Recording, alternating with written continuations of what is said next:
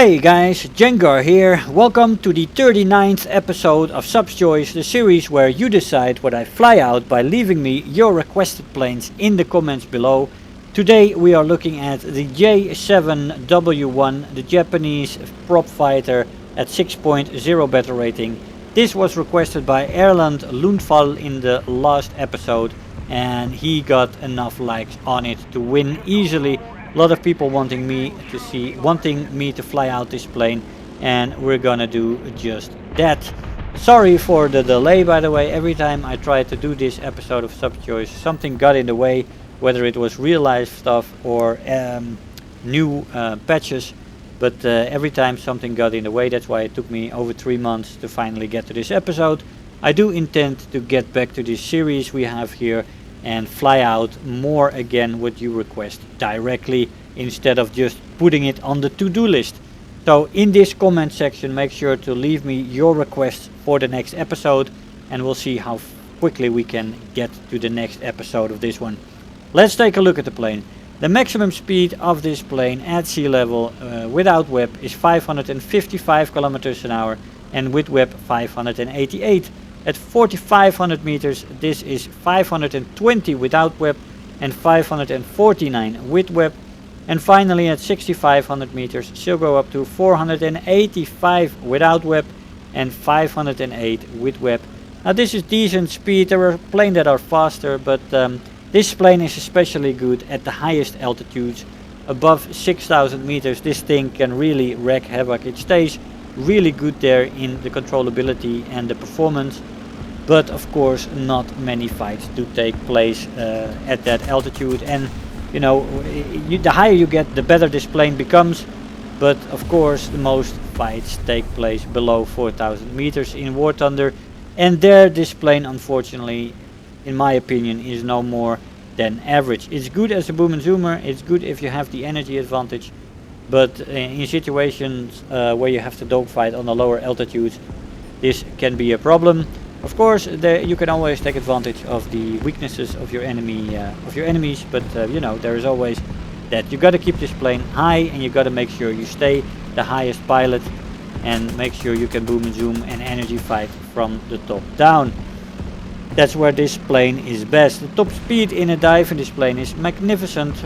855 kilometers an hour before she redlines and 910 before she rips apart. Control stiffening starts only slightly at 650 and becomes more severe at 750, so you got to be aware there and start to pull out at 800 kilometers an hour, although the elevator stays very good. The roll rate starts to suffer. Stall speed in the plane is 165 kilometers an hour, which is average. And you know, compared to other planes at this battle rating. The firepower in the plane is very good. You are running with 4 30mm Type 5 cannons with 60 rounds per gun. I use stealth and a 600 meter convergence. If you want, you can also put some bombs on her with 2 60 kilogram bombs or 4 60 kilogram bombs, although I don't know why you would want that. You want to keep this plane performing as best as you can get her.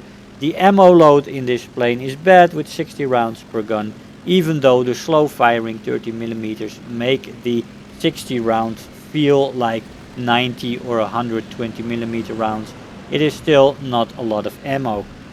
Acceleration in the plane in a straight line is decent to good, and in a dive it's very good. Energy retention in the horizontal is excellent. Once you get speed the plane holds it really nicely, and in the vertical it's very good.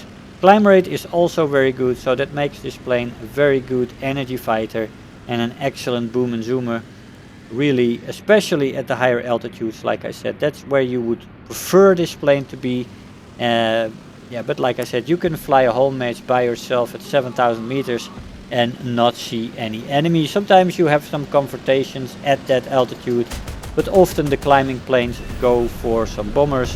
They are pulled down, and then you also got to pull down. If you're the highest plane, that's not necessarily a problem, as like I said, the performance is really nice, but all in all this plane doesn't want to be at the lower altitudes where most of the fighting takes place in War Thunder. Turn time in the plane is one of the bad parts of this plane. with bad turn time and below average with flaps. The flaps do rip off at 530 kilometers an hour, so you can already rip it off. Little oops there on the landing. You can already rip it off while you fly in a straight line. The roll rate in the plane is good, so that is awesome with the defensive flying, which is very gratifying in this plane when people come from above and make them overshoot. The 30s can then do devastating work. Maneuverability is average overall, with the roll rate good and the turn time being bad. Overheating in the plane is not an issue. It cools very fast and it's difficult to overheat. It takes some work with weapons, stuff like that. Durability in the plane is below average. It seems a bit fragile, catches fire quite easily, and the elevators in the front where you often get the elevator hit. So be careful with head-ons because it often messes up your elevators, which is not good, as you may know. So overall, I quite like the plane on the higher altitudes, but it is a challenge on the lower altitudes, I have to say, especially if you have overlooked some enemy that is above you. The roll rate is good, so the defensive flying is quite nice. The plane is also decently fast, although somebody above you will always catch up on you, you know, especially the planes at this battle rating are usually pretty fast, have equal speed. This plane remains one of the best planes at high altitudes, but then really mean extreme high altitudes. And it is just very rare that you have whole teams up there and you can be a deciding factor. Of course, like I said, as a boom and zoomer, it has its place, and but you should expect other planes to be better than you in a lot of areas. At lower altitudes, especially the maneuverability, which you got to be really, really careful with, and energy retention in things like Yak 3s and stuff like that, Russians that you face a lot with the Japanese, can be very treacherous. You got to be really aware of these planes and what their energy state is, because it is quite tricky. They're much more maneuverable than you, and can be dangerous fighting these planes like this at this altitude. And that's where you find it. That's what I also noticed. You face a majority of Russians in this plane, and it can be quite difficult on mid to low altitudes against these guys. For here I have an example for you of a plane that surprised me. I thought there were two attackers left, but one of the planes that was left was a plane with 9 ground targets, and that's the Yak 3P that's shooting me right now, with initially having 9 ground targets. So I assumed that was a ground attacker. I was wrong. Hey guys, so here we are after the match. Now the J7W1 is a plane that I can appreciate on altitude, but that is absolutely not where you will use it most of the time. It will be at mid to low altitudes where most of the fighting takes place, and there you got to be aware that this plane becomes average there and other planes might be better, and that you got to make extremely sure that you've got the energy advantage and that you keep boom and zooming disciplined. In that way, this plane can be very good. The 30 millimeters are something you can get used to, really. I mean, they are good 30 millimeters. You got to get close. They will be devastating that way, and you can stretch your ammo load to maximum effect. But all in all, it won't be one of my favorite planes, this plane. Although I do respect it at the higher altitudes. Do make sure to leave me your new requests for the next episode. I will make sure not to wait another 3 months before we continue with this series. I want to make it a regular return to the channel.